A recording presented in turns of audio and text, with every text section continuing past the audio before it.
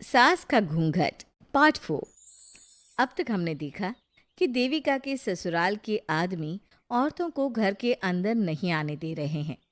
देविका उन्हें पुलिस में जाने की धमकी देती है, जिससे पूरे गांव में अफरा तफरी मच जाती है। तभी गांव का एक आदमी सरपंच को बुलाकर ले आता है। सरपंच उनके घर के बाहर का नज़ारा देखकर कहते हैं, जोगिंदर जी, ये आपके घर की औरतों ने कैसा हंगामा मचा रखा है। आपका घर तो संस्कारों की मिसाल था, लेकिन ये मैं क्या देख रहा हूँ। आपके घर की किसी औरत ने घूंघट नहीं कर रखा। अब सरपंच जी, हमारे घर की औरतों को इस देविका ने बहकाया है। हमने पहले ही इन सबको चेतावनी दी थी कि अगर ये घर से बाहर गई तो हम इन्हें घर में नहीं आने देंगे। अब ये देविका हमें धमकी दे रही है कि पुलिस को बुलाएगी। क्या? पुलिस? इस गांव का बरसों पुराना इतिहास रहा है। इस गांव में कभी पुलिस नहीं आई। गांव के सभी फैसले हमने मिलजुल कर किए हैं। जोगिंदर, तुम्हारे घर का फैसला पंचायत करेगी। सरपंच जी, आपने ठीक कहा। पंचायत दोनों तरफ की बातें सुने और जो भी फैसला पंचायत करेगी वो हमें मंजूर होगा। तो ठीक है, आज दोपहर को सभी गांव की चौपाल पर इकट्ठा होंगे और वहीं तुम्हारे घर का फैसला होगा। सरपंच वहां से चला जाता है। घर के आदमी घर के अंदर जाकर दरवाज़ा बंद कर लेते हैं और घर की औरतें वहीं घर के बाहर पेड़ के नीचे बैठ जाती हैं। तभी विमला कहती है, देविका बहू, तुम्हें भूख लगी होगी ना? नहीं माँ जी, मुझे भूख नहीं लगी, मैं ठीक हूँ। बहू, तेरा बच्चा छोटा है अभी, तुझे भूखा नहीं रहना चाहिए। वीना, सुजाता, जाओ पास में जो पंडित जी का बाग है ना, वहाँ से कुछ फल तोड़ लाओ। वीना और सुजाता पास के बगीचे से खूब सारे फल तोड़ कर ले आती हैं। सभी औरतें फल खाती हैं। तभी देविका कहती है, आप सब घर से बाहर निकली, घूंघट उतार दिया तो इन मर्दों की इज्जत चलेगी, लेकिन हम सब घर के बाहर भूखे प्यासे बैठे हैं। इस बात पर इन अहंकारी मर्दों को शर्म क्यों नहीं आ रही? हाँ देविका, तुम ठीक कह रही हो। अगर हम मर भी जाए ना, तब भी इन मर्दों के लिए इनके बनाए गए नियम कानून ही अहम रहेंगे, हम नहीं।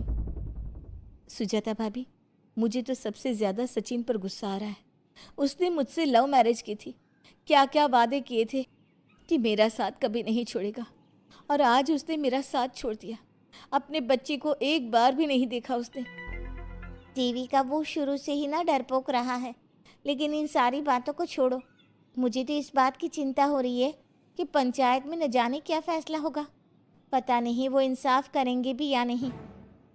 वीना दीदी, आपको अभी भी पंचायत से इंसाफ मिलने की उम्मीद है? अगर इस गांव की पंचायत में सच में इंसाफ करने की भावना होती तो सरपंच जी अभी हमें घर के अंदर जाने देते।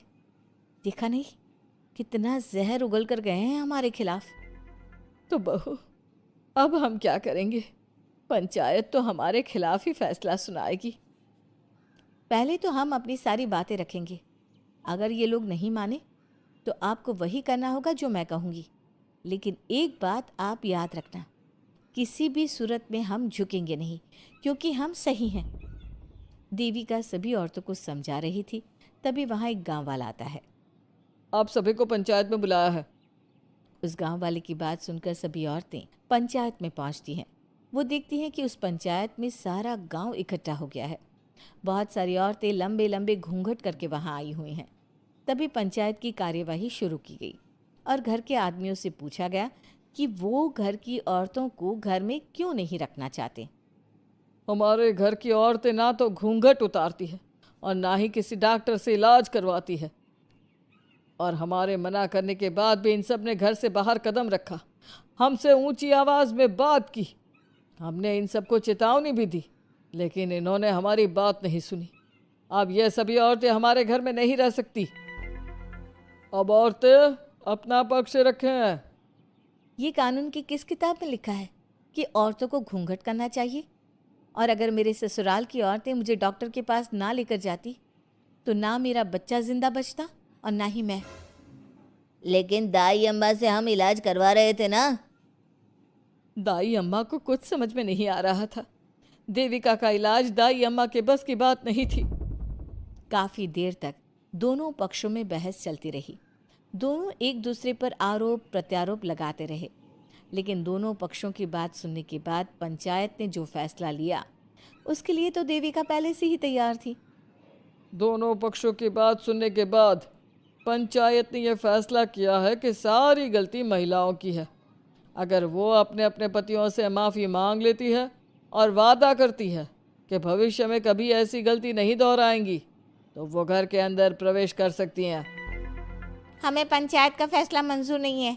हमने कोई गलती नहीं की जो हम माफ़ी मांगे। और किस बात का वादा करें हम? हमने देविका की जान बचाई है, तो आप हमसे भविष्य में किसी की जान ना बचाने का वादा ले रहे हैं क्या?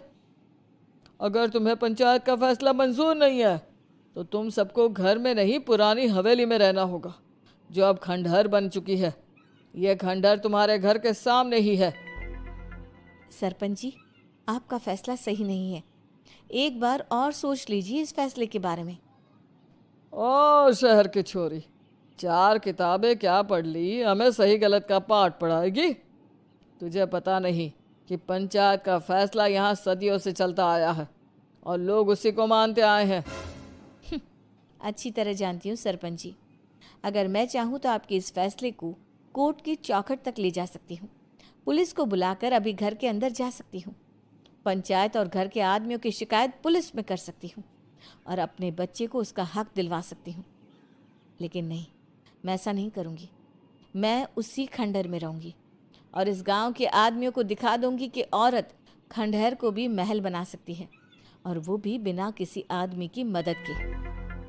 सारे गांव की औरतें देविका की बातें सुनकर हैरान हो जाती है। उनका जीवन घूंघट और घर के 4 दीवारी के बीच में ही था। कोई औरत अपने हक के लिए पंचायत से भी टकरा सकती है, ये बात उन्होंने पहली बार सुनी थी। अब देविका घर की औरतों के साथ खंडहर में चली जाती है। माँ जी, ये खंडहर तो काफ़ी पुराना है। भाभी, खंडहर पुराने ही होते हैं। मुझे तो डरावना भी लग रहा है। मैं डर की वजह से कभी इस खंडहर के आसपास भी नहीं आई, लेकिन मुझे क्या पता था कि एक दिन इसी में रहना पड़ेगा। ये तो टूटा फूटा भी पड़ा है। माँ जी, एक काम करते हैं, ये खंडहर तो काफ़ी बड़ा है, इसलिए एक हिस्से की साफ सफाई करके उसे ही रहने लायक बना देते हैं। बाद में धीरे धीरे पूरा खंडहर ठीक कर लेंगे। हाँ बहू, तुम ठीक कह रही हो। विमला भाभी और मैं इस खंडहर के टूटे हुए हिस्सों पर मिट्टी और ईंटें लगा देते हैं। सुजाता और विना, तुम साफ सफाई कर लो।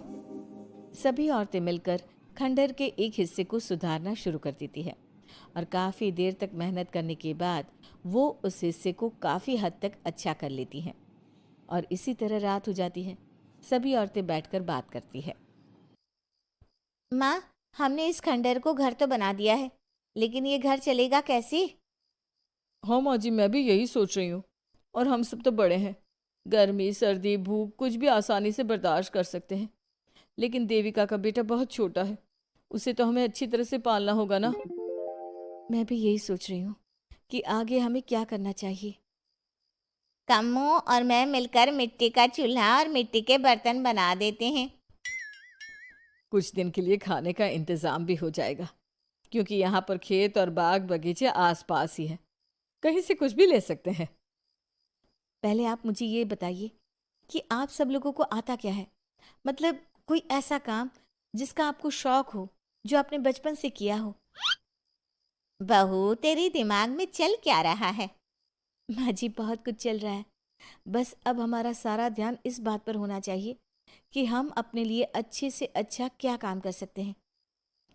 आप सब हिम्मत से और समझदारी से काम लो, फिर देखना हम इस खंडहर को भी महल बना देंगे। इसके लिए सबसे पहले हमें आत्मनिर्भर बनना होगा। देविका सभी को समझा रही थी, तभी उसका बेटा रोने लगा। उसने अपने बेटे को गोद में उठाया और उसे चुप कराने लगी।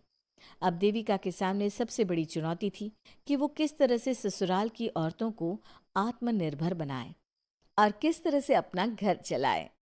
हमारे प्यारे दर्शकों, अब आप बताइए, देविका और घर की सभी औरतों ने अपने पतियों से माफी ना मांगकर सही किया या गलत? क्या उनका खंडहर में रहने का फैसला सही था? अब देविका को क्या कदम उठाना चाहिए, हमें कमेंट में ज़रूर बताना। हमारी कहानी को लाइक, शेयर और चैनल को सब्सक्राइब करना मत भूलना।